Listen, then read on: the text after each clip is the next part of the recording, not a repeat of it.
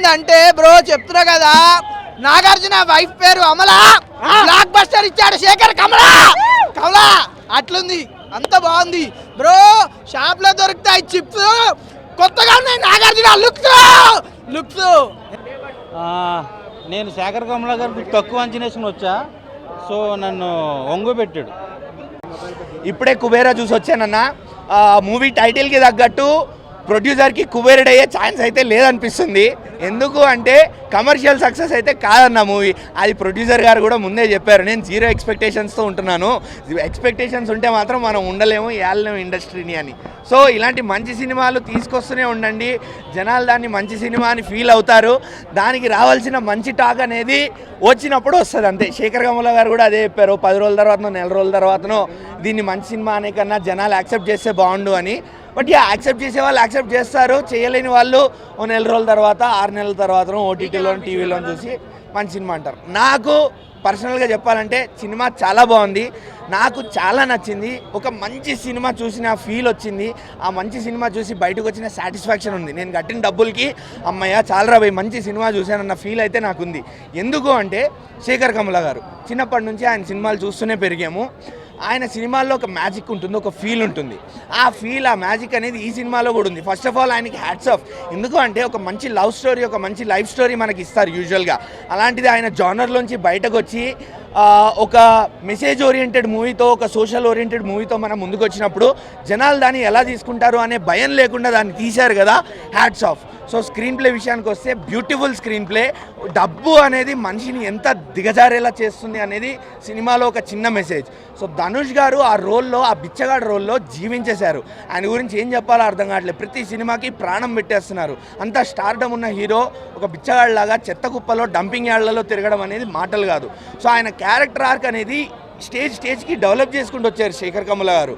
లాస్ట్కి వచ్చేవారికి డబ్బు మీద ఒక బిచ్చగాడికి కూడా కోరిక కలుగుతుంది. అలాంటి సినిమా ఇది. అది ఎందుకు అనేది సినిమా చూస్తే తెలుస్తుంది. అండ్ నాగార్జున గారి క్యారెక్టర్ టాలీవుడ్కి మీరు ఎందుకు కింగో ఈ సినిమా చూశాక మళ్ళీ అర్థమైపోద్ది. మీరు ఇలాంటి క్యారెక్టర్స్ అనేది ఇంకా చేయాలి, జనాలు ఇంకా ఇంకా మిమ్మల్ని యాక్సెప్ట్ చేస్తారు. మీరు ఎప్పటికీ టాలీవుడ్కి మాత్రం కింగే. సో జనరేషన్కి తగ్గట్టు నాగార్జున గారు కూడా జనాలకు నచ్చేలా క్యారెక్టర్స్ చూస్ చేసుకోవడం అనేది చాలా బాగా అనిపించింది. And Rashmika Mandanna character arc అనేది చెప్పడానికి వస్తే మంచి సపోర్టింగ్ రోల్. స్క్రీన్ టైం ఎక్కువ లేకపోవచ్చు, బట్ ఆవిడ క్యారెక్టర్ లేకపోతే కొన్ని క్యారెక్టర్స్ ముందుకెళ్ళవు, సినిమా ముందుకెళ్ళదు. లైక్ హెల్పింగ్ హ్యాండ్ అనమాట రష్మిక గారి క్యారెక్టర్ అనేది ధనుష్కి.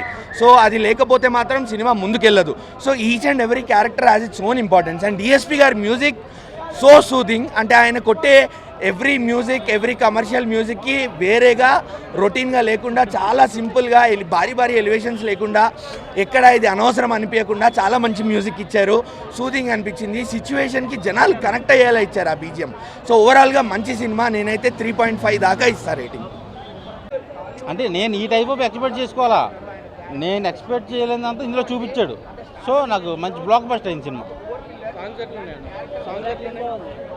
సాంగ్స్ 2-3 సాంగ్స్ ఉన్నాయి.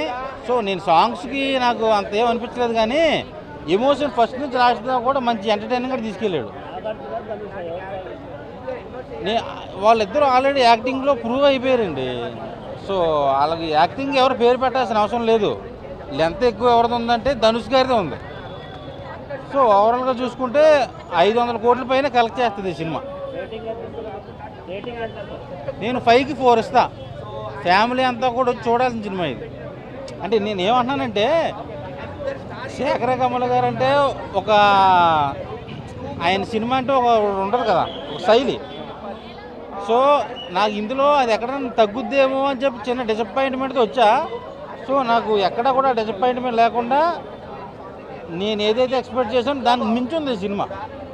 సో 500 కోట్ల పైనే కలెక్ట్ చేస్తుంది సినిమా. రేపటి నుంచి థియేటర్ అన్నీ కూడా హౌస్ఫుల్ అయిపోతాయి. ఎందుకు ఇంతగానో ఎగ్జైట్ అవుతున్నా అంటే మూవీ డిఎస్పి గారు మంచి మ్యూజిక్ ఇచ్చిర్రు. ఎట్లాంటి మ్యూజిక్ ఇచ్చిర్రు అంటే పోయిరా పోయిరా పోయిరా పోయిరా మావా అట్లున్నాయి సాంగ్స్. అయితే ఉన్నాయి 2 సాంగ్స్ అయినా కూడా మంచి అంటే మంచి మజా వచ్చింది సినిమా చూస్తుంటే. మీకు కూడా మజా కావాలంటే మూవీ చూడండి. స్టోరీ చెప్తున్నా కదా, మంచి స్టోరీ, ఒక నీట్ స్టోరీని చాలా బాగా ప్రజెంట్ చేసినారు.